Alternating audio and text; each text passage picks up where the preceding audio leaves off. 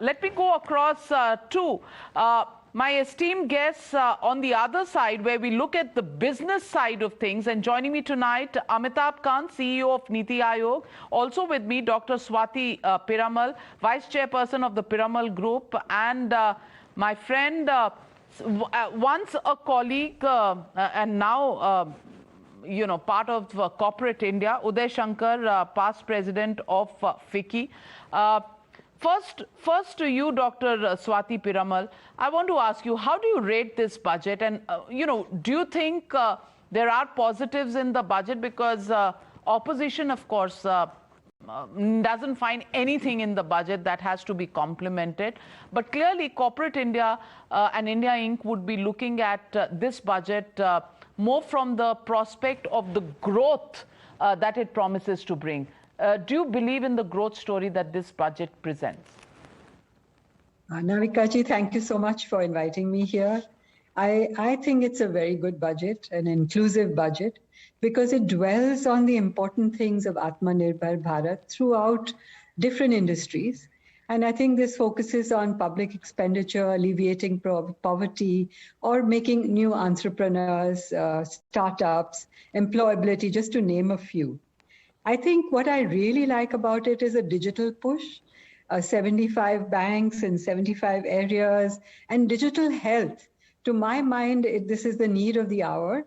Our foundation works in North India along with Mr. Kant's Niti Aayog. And in Bihar, for example, in the hospitals, they still do the old-fashioned writing of prescriptions. And all the records are manually maintained. Now, if we can do all this digital, what a wonderful world the patient will experience, because it will be open source. Our public health spending, and this is for years I've been on this budget panel advocating for more. You said just now, dil mange more. But I would like to say it with a shairi. I'm reminded of a ghazal by the great Mirza Ghalib. He said, "Hazaro khwahishe aisi कि हर ख्वाहिश पे दम निकले, हजारों ख्वाहिशें ऐसी कि हर ख्वाहिश पे दम निकले, बहुत निकले मेरे अरमा, but फिर भी कम निकले." Yes, in public health, फिर भी कम निकले.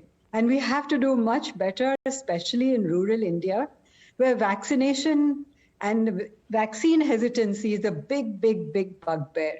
How do we get over that? Is something that we have been working with Mr. Kant in the aspirational districts, and with the faith healers, with the local public, have managed even 100% vaccine coverage in districts, in village districts, where there are no healthcare facilities. So I think these are the things which will matter this year in post the pandemic, the recovery, and allowing that recovery by Nirmala ji is really good. And then really focusing on public health. Well, public health, dil mange more, not quite there, Mr. Amitabh Kant. Would you want to respond to that?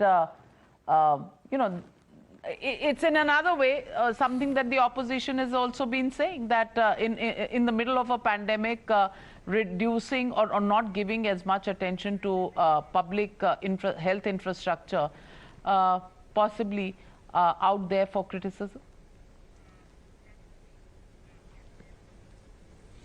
Navika, one of the schemes which came in for appreciation from the Finance Minister was the aspirational district program in 112 districts. We've been able to radically transform these districts based on data, governance, competition, raise the morale of the district administration. And in 48 different indices, all these districts have made a huge amount of progress. Piramal Trust was one of our partners in this and has done some sterling work there. But what it really showed was that good governance and good implementation is really the key on the ground. And this budget, I think this whole focus on CapEx, this whole focus on sunrise areas of growth, really demonstrates that we've got to get the implementation right. The budget has demonstrated the political and administrative will to take this country forward at a high trajectory growth rate. which will lift young people, which will lift poor people, which will lift the middle class up by focusing on infrastructure. But execution really will be the key in the coming months. So implementation really holds the key to the success of the budget, and that is where I would lay all my stress on. The second thing is that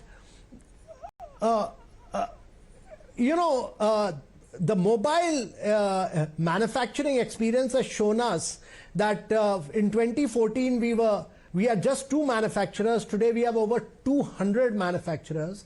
They are exporting. Apple and Samsung are manufacturing here. Some of the top quality phones, smartphones are being made here for the global markets. This is the story we are going to replicate through this budget in battery storage, in clean energy, in solar PV manufacturing, in electric vehicles.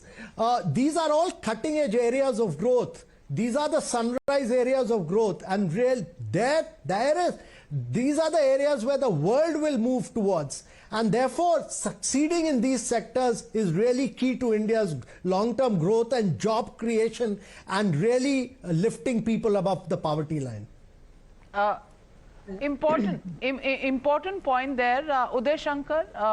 In your view, how do you look at this budget? Do you look at this budget, which is a long-term budget, which actually disassociates the politics from the economics, completely delinks the two and concentrates on the economics part of it, not getting confused with, bringing in SOPs into a budget or bringing in addressing of political constituencies into the budget, and just does the economic jobs a job which is required to be done if you have to put growth on track and if you have to have the agenda of creating more jobs.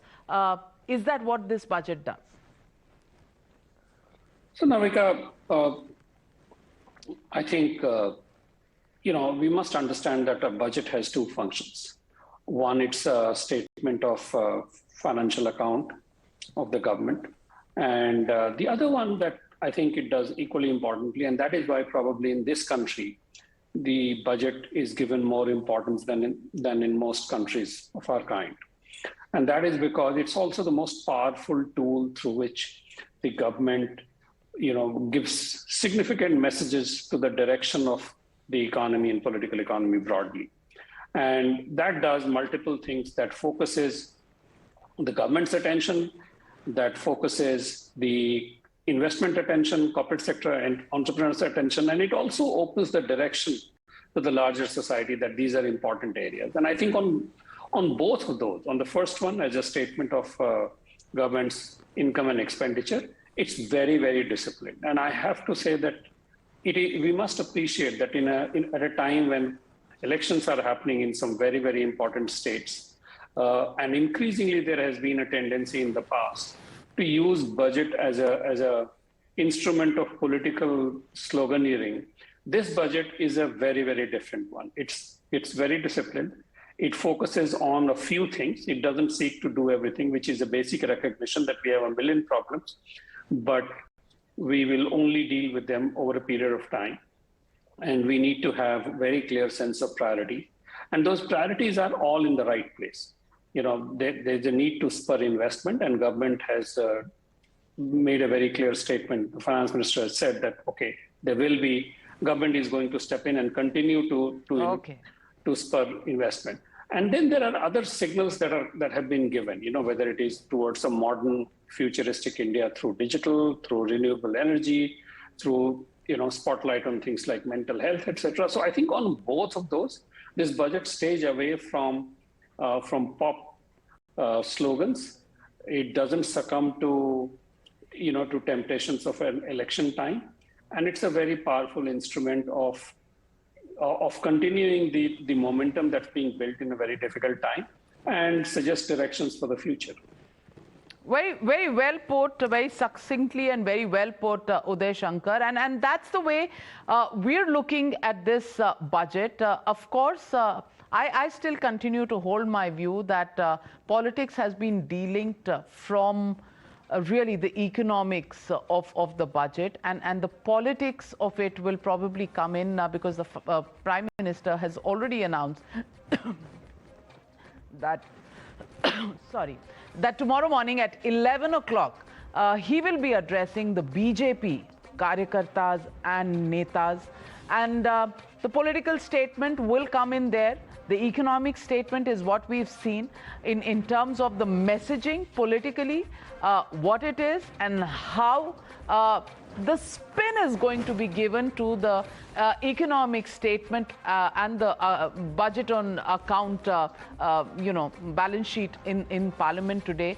The political spin will really come in tomorrow. And of course, all eyes will be on that speech of the Prime Minister tomorrow morning, 11 a.m. But we've looked at this budget very carefully, and I'd like to thank all my panelists who've come in, given their views, because this is the only way to look at the budget. We have to look at the long-term strategy and the road forward as far as a disciplined, mature, and forward-looking economy would be doing, and that's exactly what this budget does. Thank you very much, ladies and gentlemen, for joining me. Taking a short break. News and the NewsHour at 10 continues on the other side.